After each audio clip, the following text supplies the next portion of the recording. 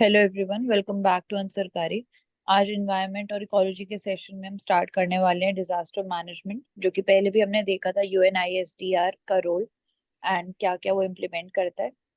तो यहाँ पे सबसे पहले देख रहे हैं कि डिजास्टर मैनेजमेंट के कितने एलिमेंट्स होते हैं। सबसे पहले आता है प्री डिजास्टर फेज और पोस्ट डिजास्टर फेज। प्री में वही देखते हैं हम प्रिवेंशन, मिटिगेशन और प्रिपेयर्डनेस कैसे हो रहा है। पोस्ट में हम देखते हैं response, rehabilitation, reconstruction and recovery कैसे हो रहा है। तो ये 6 बेसिक एलिमेंट होते हैं डिजास्टर मैनेजमेंट के अंदर। हम्म। हर एक चीज़ में आता है। फायर में, अर्थक्वेक, सब में प्रिवेंट कैसे करें, टेक्नोलॉजी का ओरिएंट सोल्यूशन क्या होना चाहिए। रेस्पॉन्स में, रिहैबिलिटेशन में, रिकंस्ट्रक्शन रिकवरी में पीएमएफबीवाई सही समय में कैसे दे, रेट्रोफिटिंग कैसे करे, और बाद में फिर डिजास्टर नहीं हो उसके लिए क्या कदम उठाए, तो वो सब उसमें आता है। तो वो अलग अलग दिया हुआ है। Major natural disaster since 2010। सबसे famous Uttarakhand flood, Maharashtra drought, cyclone Gaja Tamil Nadu, cyclone Michaung 2023 Tamil Nadu, उचकी earthquake Manipur, glacier lake outburst Sikkim, land subsidence Uttarakhand, Chamoli district, earthquake Sikkim, storm. तो ऐसे तो फ्लड्स फ्लड्स में सर्ज फ्लड अब एक कैसे होता है। It occurs in the areas that lie on the coast of the ocean, sea and body of open water. It is a result of extreme tidal condition caused by severe weather. Tidal wave होता है, बढ़ता घटता है। River bank over flooding और river bank, for example Ganga Gangetic river bank, उसके कारण यमुना और कहीं भी रिवर में फ्लडिंग होता है। फ्लैश फ्लडिंग होता है जब है हेवी रेनफॉल के कारण it creates a flood event independent of overflowing water body. Flash flood कहाँ पर हुआ? फॉर एग्जांपल यूएई में अचानक से वो साल भर का बारिश एक दिन में हो गया।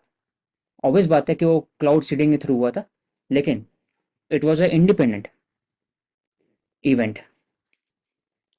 तो 3 टाइप का फ्लड होगा। और तो ये सामने भी दिया हुआ है।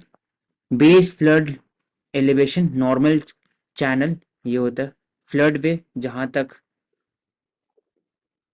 मेन चैनल और रिवर होता है, it is sometimes seasonal, channel is dry for part of the year.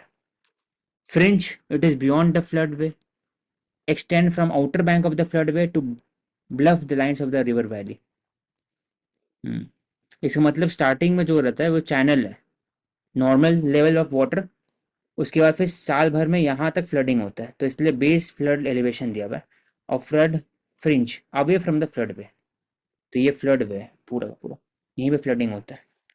तो जो हम लोग कल डिस्कस कर रहे थे न्यूज़पेपर में रिगार्डिंग यमुना फ्लड बैंक, तो हो सकता है घर यहाँ बन रहा होगा बेस फ्लड एलिवेशन में। तभी the construction of the houses and other activities उसमें प्रॉब्लम आ रहे थे, और their houses were swept away by the flood. Formation कैसे होता है? It describe the process in which earth is worn away by the movement of the flood way. Erosion different types of erosion होता है, from the wind, ice, water. तो यहाँ पर water कर दिया फ्लड। और एग्रेडेशन मतलब एग्रेड ऐड करना, इरोजन मतलब रिमूव करना। A process in which earthen material increase at the flood way deposit sediments बढ़ते रहना। तो key word we have discuss. IPCC ने बताया 2021 में कि there has been increase in global temperature and it is affecting the water cycle. Transpiration बढ़ रहा है, इवेपोरेशन बढ़ रहा है, और एराटिक रेनफॉल के कारण flooding, droughts, it has become more extreme and frequent, particularly in South and Southeast Asia. Further, many of the river basin in India is on the earthquake prone region। earthquake prone area seismic 2 से start होता है, 2 3 4 5। तो mostly जो 5 है वो Himalayan reason में। Himalayan reason वहीं पर एक सोर्स है ओवरऑल हिमालयन रिवर के, यमुना, गंगा, ब्यास एक्सेट्रा। तो river basin lies in earthquake prone region, इसी कारण movement of the land, it creates sudden flow of the river, जैसे उत्तराखंड फ्लडिंग में हुआ था, अचानक सिक्किम में हुआ, तो फ्लड जोन ऑफ कंट्री, ये पूरे 5th जोन में आते हैं, अर्थक्वेक जोन। ये बियास रिवर हो गया, Yamunotri Gangotri flooding plain, 75 hectare affected.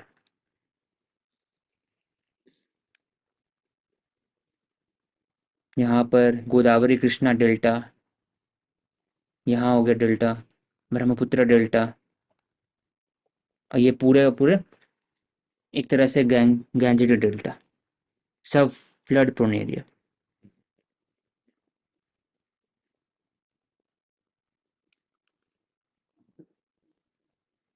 Next, earthquake. More than 58.6% of Indian land is prone to moderate to very intense high intensity earthquake. तो 2 से था, 2, 3, 4, 5, तो 2 सबसे ज़्यादा कम यहाँ पर हुआ, छोटा नागपुर प्लेटो, इस तरफ बुंदेलखंड, जोन 3 उससे ऊपर, जोन 5 हाई सिस्मिक जोन, ये पूरा जास्कर रेंज हो गया, पीर पंजल यहाँ पर हो गया, शिवालिक हो गया इस तरफ, शिवालिक जोन 4 4 5 के बीच में आते हैं, ट्रांस हिमालयन यहाँ हो गया, हिमालय हो गया, हिमाद्री। और पूरे जो जोन 5, यहाँ पर क्यों जोन 5 है सिर्फ, ओवरऑल सब है, क्योंकि यहाँ पर जो हिमालय है ऐसे कर्व होता है, लोअर हिमालय, यहाँ पर तीनों है, गारो खासी जैंतिया, यहाँ पर फिर एक हिमालय हो गया, तो इसलिए कारण जोन 5 के अंदर में आता है। तो high risk liable to shaking intensity of 9, intensity level 8 है, मॉडरेट है और लो। दिल्ली कहाँ पे आते हैं, 4 में आते हैं, इससे सबसे ज़्यादा वहाँ पर आता है, हर साल में कम से कम 1-2 बार तो आ ही जाता है, 2-3 बार। अपने यहाँ पे 2 में सबसे कम lower risk, Chota Nagpur plateau. Region के Himalayan belt, Indo Australian plate, it collides with Eurasian plate and Burma plate. उसके बाद it causes lot of strain on underlying rock energy which gets released in form of earthquake. We see slower displacement underwater volcano, उसके कारण होता है। डेक्कन प्लेटो में भी fault line है जहाँ पर the energy and the fault line built up along the fault line of the river Bhima, Krishna, Latur and Osmana, Maharashtra. Unscientific land use, over urbanization, rapid urbanization, population increase के कारण भी earthquake chances हुआ है। 10th 5-year plan, 10th 5-year plan बात करते हैं disaster management के। उसके बाद फिर एनडीएबी स्टैब्लिश होता है 2005 में, और 12th 5-year finance commission 2012 around है, तो वो बात करते हैं regarding the financial arrangement and the review of the disaster management and preparedness. Important measures, कैसे प्रिवेंट एंड मिटिगेट करें, तो प्रिवेंटिव मेजर है एक, post earthquake preventive measure. Prevent करने के लिए national centre for seismology institution basis पे क्या करना चाहिए, it submits the earthquake surveillance hazard report to government agency, उसके हिसाब से इट हैज़ 3 डिवीजन, मॉनिटरिंग करने के लिए, हजार्ड रिस्क असेसमेंट करने के लिए, ऑब्जर्वेशन के लिए। मॉनिटरिंग, ऑब्जर्वेशन, असेसमेंट, डेटा दिया जाएगा, उसके अकॉर्डिंगली आप नेशनल डिजास्टर मैनेजमेंट अथॉरिटी के अंदर में लोकल लेवल पर, नेशनल स्टेट लेवल पर, नेशनल लेवल पर, वहां पर आप इम्प्लीमेंट कर सकते हैं। National earthquake risk mitigation programme, वो बात करते हैं डिटेल प्रोजेक्ट रिपोर्ट, वो बात करेंगे हाई रिस्क डिस्ट्रिक्ट कहाँ कहाँ पर, वहाँ पर रेट्रोफिटिंग करना चाहिए, वहाँ पर क्या फर्स्ट लाइन डिफेंस क्या होना चाहिए, फर्स्ट रिस्पॉन्डर कौन होना चाहिए, कौन कौन सी इंस्टीट्यूशन कब कब काम करेंगे, फर्स्ट एड है कि नहीं, पीएचसी काम कर रहे हैं कि नहीं, और ओवरऑल इमरजेंसी सिचुएशन के अंदर में अगर वहाँ पहुँच नहीं सकते तो कैसे पहुँचे, एयर एम्बुलेंस का कॉन्सेप्ट है कि नहीं, तो डिटेल रिपोर्ट प्रोजेक्ट। अब नेशनल बिल्डिंग कोड, तो इसमें बात होता है कि जो कोड है on which the building is constructed, it should be earthquake proof. First publish 1970 में, तो पहले 1970 के पहले इंडिया बहुत एक तरह से यंग रिपब्लिक था, आफ्टर 1947। तो हर चीज़ को रेगुलेट करना मुश्किल था, अर्बनाइजेशन कम था, तो ओवरऑल जैसे भी बिल्डिंग बनाओ उसे फोकस नहीं किया जा रहा था, लेकिन धीरे धीरे इट वॉज कोडिफाइड। तो जैसे रेगुलेशन करने के लिए अभी हाल फिलहाल national building code 2005, that is talking about the earthquake.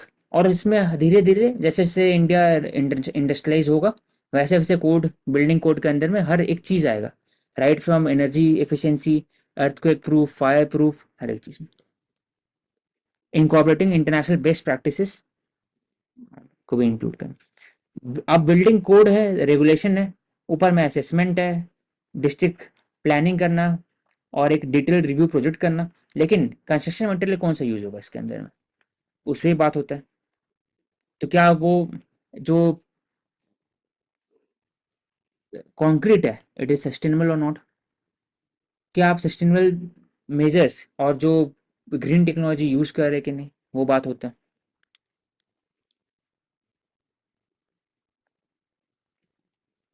And कंक्रीटाइजेशन से हमने देखा भी था कि जो अर्बन आइलैंड हीट इफेक्ट है वो और भी ज्यादा बढ़ जाता है। हाँ, फिर retrofitting lifeline structure to generate awareness among the people and government agency, true. M sand का कॉन्सेप्ट आया, फिर हम लोग बीम, आयरन बीम को यूज कर सकते हैं लैंड स्लाइड को रोकने के लिए, तो अलग अलग एरियाज है जहाँ पर काम कर सकते हैं। एनडीए में वो अथॉरिटी है, लेकिन उनका काम है कि एक्सपर्ट को भी हायर करना और एक गाइडलाइन बताना, सिस्मिक रेट्रोफिटिंग। रेट्रोफिटिंग मतलब कि स्टार्टिंग से मत बनाओ बिल्डिंग को, जो बिल्डिंग एग्जिस्टिंग है उसमें ही कुछ परिवर्तन लाओ, चेंजेस करो, उसको रेट्रोफिटिंग बोलते हैं। रिनोवेटिंग वैसे रेट्रोफिटिंग हुआ। और सिस्मिक मतलब अर्थक्वेक प्रूफ, तो सिस्मिक रेट्रोफिटिंग, उसमें बोला गया कि आप has asked the bank deny loan अगर कोई building they are not abiding by the earthquake resistance structure guideline. दो मोबाइल एप्लीकेशन लॉन्च किया, अर्थ इंडिया क्वेक और Sagar Vani, national centre for seismology, real time earthquake information उसमें बोलते हैं, decimate करते हैं, और दूसरा के कोस्टलाइन कम्युनिटी के लिए, ताकि ओशन रिलेटेड इन्फॉर्मेशन के। तो अर्थक्वेक दो जगह होता है ना, लैंड के अंदर में होता है, लैंड के बीनीथ होता है, एक और ओशन के बीनीथ होता है। तो अर्थ इंडिया को एक सबके लिए, mostly land, Sagarveni, Sagarmala, Sagarveni, it is related to the ocean, ताकि अगर सुनामी आता है तो उनको पता लग सके। अब नेशनल डिजास्टर मैनेजमेंट अथॉरिटी है, अथॉरिटी के अंदर में फोर्स है, एसडीएमएस तो अथॉरिटी है, उसके अंदर में एसडीआर है, फोर्स है, और डीडीएम है, district disaster risk management authority. NDRF सब में काम करता है, उसमें बटालियन अपने नहीं होते, वो डेपुटेशन बेसिस पर हायर किया जाता है from the CRPF, ITBP, SSB, सब जगह से, और उनके जो हेड होते हैं वो भी सीएपीएफ एग्जाम के थ्रू हेड बनते हैं या फिर आईपीएस होते हैं। तो एनडीआरएफ में फर्स्ट रिस्पॉन्डर है हर जगह, और 10,000 अप्रोच 10 बटालियन इनके अंदर में, अप्रोक्सीमेटली 10-11 के आसपास, सब में काम करते हैं। Earthquake, flood, cyclone, tsunami, first responder, air ambulance में यूज़ करते हैं, हाई प्रिसीजन टेक्नोलॉजी भी यूज़ करते हैं। तो अर्थक्वेक जोन ऑफ इंडिया आ गया, पूरे पूरे नॉर्थ ईस्ट। तो अगर पूछा जाए कि north east lies, most of the north east lies in seismic 5 zone, true. Most of the Andaman Nicobar island lies in seismic 5 zone, true. और बाकी river basin, Himalayan river mostly lies in the seismic 4 and 5 zone, true. तो वो सकते हैं।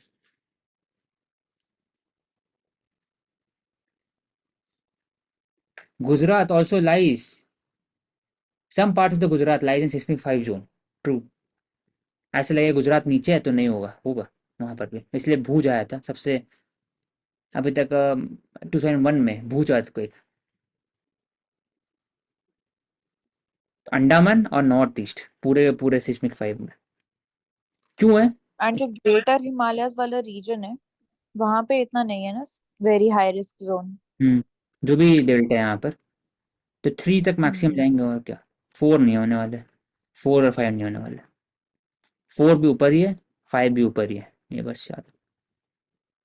अब यहाँ क्यों है, तो यहाँ के कारण अर्थक्वेक बेल्ट, ये पैसिफिक रिंग ऑफ फायर हो गया, और उसके थ्रू यहाँ पर यूरेशियन प्लेट, यहाँ पर ऑस्ट्रेलो इंडियन प्लेट जो टकराया था, इसी कारण यहाँ पर भी पूरे सुंडा स्ट्रेट, ये पूरे रीजन, इसलिए ये रीजन पूरा नॉर्थ ईस्ट पड़ता है, ये कारण 5 में, और यहाँ पर 3 और 2 है, ये कारण, ऐसे मतलब ऐसे था वो इमेज में।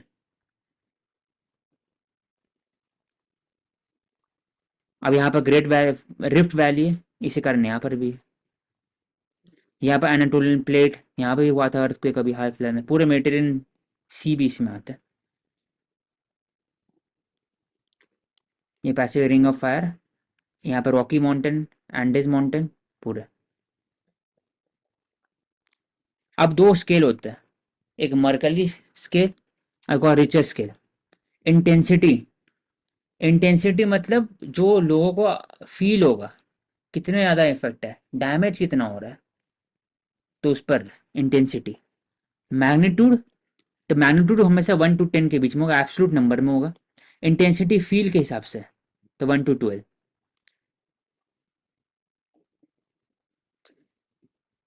तो लॉग का ग्राफ होता है इसमें, एक बढ़ना मतलब कि 10 fold इंक्रीज करना, मतलब 1 2 3 5 5 और 6 के बीच में डिफरेंस 10 गुना ज्यादा, ऐसे। और अलग अलग सेल ब्रॉडकास्टिंग अलर्ट सिस्टम है, वे talks about emergency alert for the tsunami and flash flood. उसके बाद संघाई कॉपरेशन जॉइंट एक्सरसाइज, जो अर्थक्वेक में काम कर रहा है, संघाई कॉपरेशन ऑर्गेनाइजेशन सभी उसमें होंगे, SCO बस तुर्कमेनिस्तान को छोड़ करके, बाकी सेंट्रल एशियन कंट्री होंगे उसमें। वॉज हेल्ड इन SCO, नाम में ही है, हेल्ड इन न्यू दिल्ली। अब डिजास्टर मैनेजमेंट एक्ट में आते हैं, तो 2005 act national, state, district level और लोकल लेवल काम करते हैं। NDA में इस्टेब्लिश हुआ, और नेशनल इंस्टीट्यूट, हर बार जब अथॉरिटी इस्टेब्लिश होता है तो इंस्टीट्यूट का भी फोकस किया जाता है, उसको भी इस्टेब्लिश करें। फॉर एग्जांपल गति शक्ति, वो स्कीम है, वो बात करते हैं इंफ्रास्ट्रक्चर के लिए, लॉजिस्टिक के लिए, तो उसके अंदर में गति शक्ति यूनिवर्सिटी भी है, वैसे इंस्टीट्यूट भी होता है generally. National policy on disaster management was release 2009, और प्लान को पब्लिश किया गया 2016 में। PM होता है चेयरपर्सन, सब में बात करते हैं, तो उसमें हीट वेव नहीं है, तो ये हम लोग करंट अफेयर्स में हाईलाइट किया गया, बाकी सब है। NDA में गाइडलाइन, इन्हीं के गाइडलाइन है, ये बहुत इंपॉर्टेंट होता है regarding the paper GS paper 3, वहाँ पर जो डिजास्टर मैनेजमेंट है उसमें इंपॉर्टेंट है, रोल प्ले करते हैं। NDA में गाइडलाइन निकालते हैं हर एक के लिए, अर्थक्वेक के लिए, फ्लड के लिए, tsunami, cyclone, nuclear accident etcetera. क्या क्या होता है उसमें, जनरली क्या होगा, असेसमेंट होगा, सर्विलेंस होगा, मॉनिटरिंग होगा, डिक्लेरेशन होगा, स्ट्रैटेजी बताएंगे, अर्ली वार्निंग होगा, प्रिवेंशन होगा, मिटिगेशन होगा, रिहैबिलिटेशन होगा, रीसेटलमेंट होगा, और प्रिपरेशन ऑफ ड्रॉट मैनेजमेंट, तो इसी में आ जाते हैं। अब नेशनल एग्जीक्यूटिव कमेटी, इसके अंडर में आते हैं। NDA में एग्जीक्यूटिव कमेटी है, तो home secretary, member of chief integrated defence staff हो गए, आर्म फोर्सेस के लोग होंगे, सेक्रेटरी होने चाहिए, एग्रीकल्चर होना चाहिए, होम सेक्रेटरी होना चाहिए ऑब्वियसली। अब प्लान बनाया गया, उनका काम है, सेक्रेटरीट काम है, एग्जीक्यूटिव कमेटी का काम है कि NDA में कोई डायरेक्शन जो है उसको आप फॉलो करें, कोऑर्डिनेट करें। नेशनल डिजास्टर मैनेजमेंट प्लान 2016, ये बाद में है, according to Sendai framework. Sendai framework, it is very important framework for the disaster management.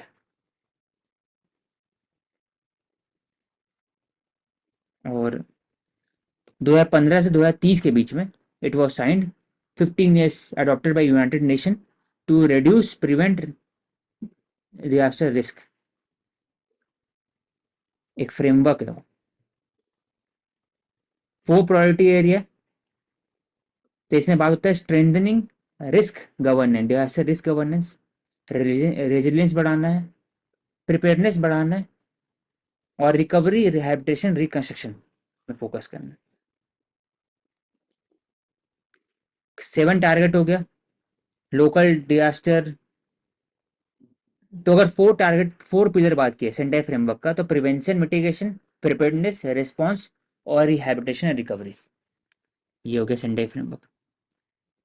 सब में है, सब में ओवर। तो नेशनल डिजास्टर मैनेजमेंट प्लान सुल्ला, इंस्पिरेशन सेंडाई फ्रेमवर्क थे, इसलिए प्लान पहले नहीं बना। 2005 से पहले एनडीए में एक्ट आया, अथॉरिटी बना, वैसे स्टेट में बना, डिस्ट्रिक्ट में बना, उसके बाद फिर एनडीआरएफ बना, उसके बाद फिर एनडीएमपी प्लान 2016।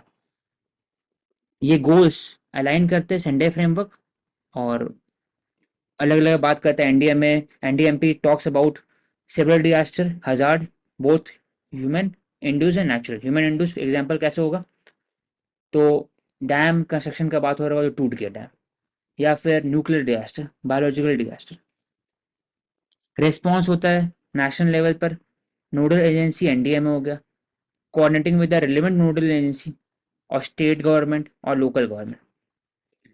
फिर 4 पिलर हो गया, तो 4 पिलर इसी में, इसमें भी है कि दोनों के लिए नेचुरल और ह्यूमन इंड्यूस, दूसरा reducing risk and enhancing resilience. आप इन्वेस्ट करेंगे डिजास्टर रेजिलियंस फ्रेमवर्क स्ट्रक्चर, जैसे हम लोग कंक्रीट कैसा होना चाहिए, उससे बात किया, रेट्रोफिटिंग होना चाहिए कि नहीं, उससे बात की। रिस्पॉन्स हो गया, फिर रिकवरी, मतलब डिजास्टर हो चुका है, फिर रिहैबिलिटेशन कैसे करें, तो build back better. It is not only related to build environment, इसका एप्लीकेशन हर जगह है, social system, institution, environment, economic, सब में। और लास्ट में आता है capacity building, development of the human, जो भी विक्टिम है। Response, effective response, ability to recover and build back better, सबके लिए। तो national database for emergency management database है। डेटाबेस मतलब कि कहीं ना कहीं कोई डेटा को यूज कर रहे होंगे, डेटा कैप्चर करेंगे, तो डेटा कैप्चर होता है जीआईएस के थ्रू, इसरो ने बनाया।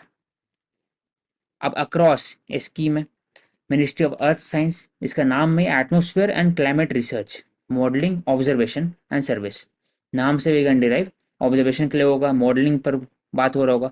कौन कौन होंगे, आईएमडी करते होंगे, साथ साथ बाकी जो इंपॉर्टेंट इंस्टीट्यूशन है साथ में, ऑब्जर्वेशन के लिए और मॉडलिंग बनाने के लिए कि कैसे हम लोग डील कर सकते हैं डिजास्टर मैनेजमेंट, डिजास्टर को इन इफेक्टिव मैनर। तो इसमें सब आते हैं, इनकोएस आ गए, आईएमडी आ गया, आईआईटीएम पुणे में जो है वो भी आ गया। सेंडाई फ्रेमवर्क कन्वेंशन 2005-2015 पहले था, ह्यूगो का फ्रेमवर्क फॉर एक्शन। अब सेंडाई जापान में वो स्टैब्लिश हुआ 2015 से लेकर 30 के बीच में। उसमें बात किया कि state has a primary role to reduce disaster, वो प्राइवेट का रोल नहीं, स्टेट का है। Other stakeholder local government, private sector भी हो सकता है, लेकिन प्राइमरी रोल किसका है, स्टेट का है। बिल्ड बैक बेटर, ये बात करते हैं आफ्टर डिजास्टर कैसे बनाए वापस से, बिल्ड बैक बेटर। तो यहाँ पर कैपेसिटी बिल्डिंग हो सकता है इसमें, फिर रिकवरी, रिहैबिलिटेशन, रिस्टोरेशन, सब में बात होगा, फाइनेंस का बात होगा। तो early warning system for all 2027, G20 जब इंडिया प्रेसिडेंसी, तो वहां पर भी स्टैब्लिश किया working group on the disaster risk reduction. अब GAR, UN global assessment report on disaster risk reduction. तो UNDDR, तो इसके बारे में देखते हैं। UNDRR क्या था, 1999 में it was established for the implementation of international strategy for disaster reduction adopted by general assembly 24 years ago, Geneva में। और पेरेंट ऑर्गेनाइजेशन कौन है, तो यूनाइटेड नेशन सेक्रेटेरिएट, और सेक्रेटेरिएट जो होते हैं वो one of the 6 principal organ है। 6 प्रिंसिपल ऑर्गन मतलब कि UNSC, ICJ, trusteeship council, secretariat और इकोसॉक। तो सेक्रेटेरिएट के अंदर में आते हैं, इनका काम है कि implementation and review of the Sendai framework and UN convention on disaster risk reduction जो हुआ था 2015 में, जहां पर सेंडाई फ्रेमवर्क को अडॉप्ट किया गया जापान में 30 तक, कैसे हम लोग रिड्यूस करें डिजास्टर को। तो UN office of disaster risk reduction UNODDR था, जो पहले UNISDR था। ठीक है, यही है, सेम है। तो सब में बात होता है। Crop, Sahel green wall to combat desertification, India heat action plan जो हम न्यूज़पेपर में लेते हैं, रेड हीट वेव, सब एग्जाम्पल है। Global best practice of resilience. और कैसे कर सकते हैं? Doppler radar eco sensitive zone में, जहां पर एक्यूरेट फोरकास्टिंग। फिर एक विंड स्कीम था लोकल, इसमें मिनिस्ट्री एग्रीकल्चर और IMD वो बात कर रहे थे regarding the cyclone hyper local weather update. Keeping the flood plain and wetland free of construction, तो कुछ कुछ एरियाज है। Apart from that disaster management क्या काम कर सकते हैं? Augmenting the local resources, local building construction material. फिर जो कोस्टलैंड कम्युनिटी है उनको आप बोलेंगे कि मैंग्रोव प्लांटेशन करिए मिस्ट्री स्कीम के अंदर में, ताकि जो साइक्लोन आए या फिर सुनामी आए तो mangrove can be a very important natural barrier to disaster. उसके बाद फिर बोल सकते हैं कि कोस्टलाइन एरिया में retrofitting of concrete, even in the hill area वहाँ पर भी बात कर सकते हैं। ट्रेडिशनल कंस्ट्रक्शन यूज़ कर सकते हैं। डेस्टिफिकेशन बढ़ते जा रहा है तो आप जैसे ग्रीन वॉल सहल रीजन में, वैसे ही आप अरावली रेंज में भी ग्रीन वॉल कंस्ट्रक्ट कर सकते हो through use of green credit under the Indian institute of forest green credit programme. और दूसरा कैंपा, उसके अंदर बना सकते हैं। तो इतने सारे एरियाज हो गए। CDRI के बारे में भी बात कर लेते हैं, कोalition फॉर डिजास्टर रेजिलिएंट इंफ्रास्ट्रक्चर। सो ये एक इंटरनेशनल ऑर्गेनाइजेशन है, इंडिपेंडेंट इंटरनेशनल ऑर्गेनाइजेशन। इसमें इंटरनेशनल ऑर्गेनाइजेशन इसके मेंबर्स हैं, कंट्रीज हैं, और प्राइवेट ऑर्गेनाइजेशंस भी इसकी मेंबर्स हैं। एंड इसको लॉन्च किया गया था 2019 में at the UN climate action summit new York. Headquarters is in New Delhi. And इसका दो इम्पोर्टेंट इनिशिएटिव्स हैं। एक है IRIS, this is infrastructure for resilient island states. So IRIS, and India में ISRO will build up special data under IRIS, मतलब India specific अगर implementation की बात करें। और सेकंड इनिशिएटिव है इंफ्रास्ट्रक्चर रेजिलिएंस एक्सेलरेटर फंड, तो ये भी इसी के अंडर है, फंड है। And this fund is also supported by UNDP and again ये UNDRR, ये दोनों इसको सपोर्ट करते हैं, फंड को, एक्सेलरेटर फंड। ठीक है, एंड कर दो वरुण।